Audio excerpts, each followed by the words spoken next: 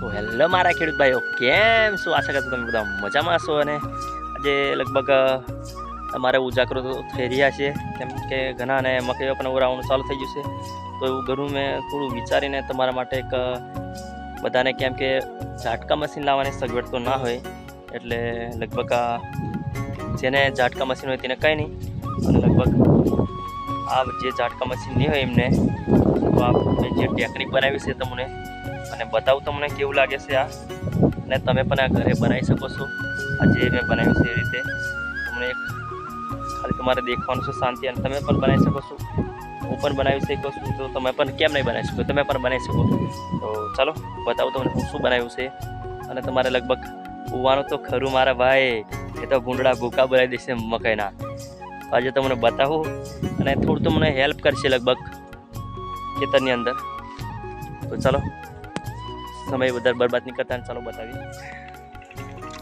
તો ઘણા ભાઈઓ સાડીઓ પણ બનાવતો હોય, અને સાડીઓ બનાવે તો સાડીઓ કંઈ ના બોરીને દેખે, ના ખકડાટ કરે ના પપડાટ કરે, ખાલી બોરીને દેખે એટલા માટે સાડી પર તો નો વિશ્વાસ રાખાય. આપણે આ જે પ્રોડક્ટ બનાવ્યું છે થોડુંક ખકડેવું છે, એટલા માટે બનાવ્યું છે, બીજું કંઈ નહીં.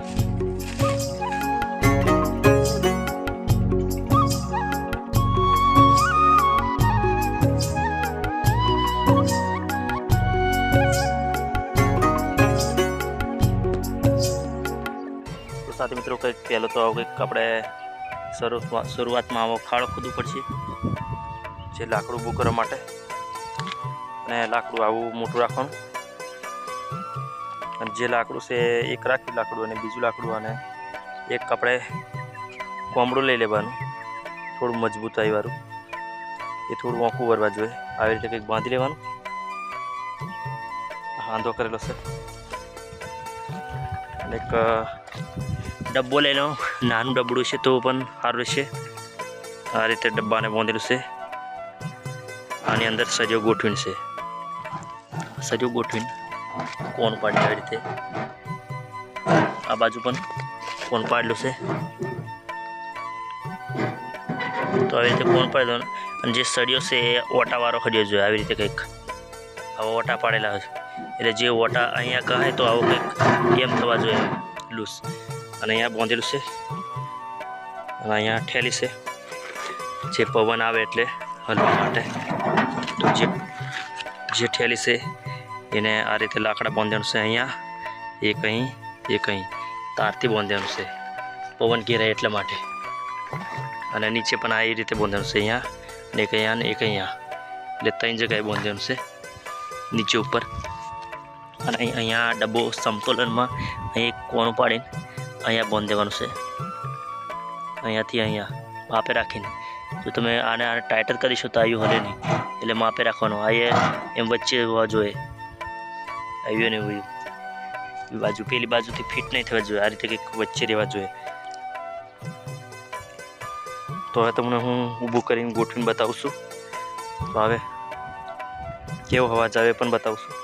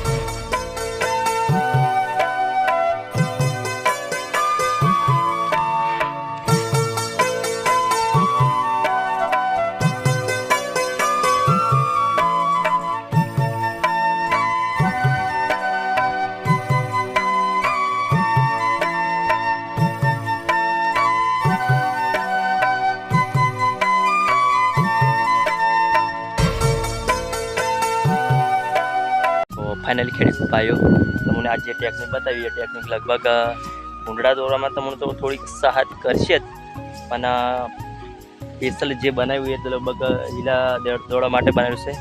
કારણ કે આપણા ખેતરની અંદર અત્યારે તુવેરો છે. તુવેરો સવારે લગભગ અને સાંજના ગાળાની અંદર લીલા બહુ આવતો હોય એટલે લીલા દોડવા માટે, અને તમને ભૂંડડા દોડવા માટે થોડુંક આમ રાહત રહેશે, કેમ કે અવાજ આવી રહ્યો છે આનો પણ એટલે તો એમ કરીને તમને લગભગ સ્પેશિયલ ભૂંડડા દોડવા માટે બનાવ્યું છે ટેકનિક. એમ કરીને તમે લગભગ કૂવાનું તો નહીં છોડી દેતા, કેમ કે કદાચ કોઈક ભાઈ આપણી પર વિશ્વાસ કરી લે અને કદાચ કૂવાનું છોડી દેતા એમનું ભૂંડડા બગાડી ના નાખે એટલા માટે. તો કૂવાનું તો તમે રાખજો બનાવે તો, અને આપણી બનાવેલું આ કેવું લાગ્યું તમને કમેન્ટની અંદર જણાવજો. અને ચેનલની અંદર નવા હોય તો ચેનલને પણ સબસ્ક્રાઈબ કરી દેજો, જેથી તમને આવા અવનવા વિડીયો જોવા માટે. તો આ વિડીયો બસ આટલા સુધી, અને મળીશું પાછા નવા બ્લોગની અંદર નવા અંદાજમાં કંઈક નવું લઈને. બસ બાય બાય, ટાટા.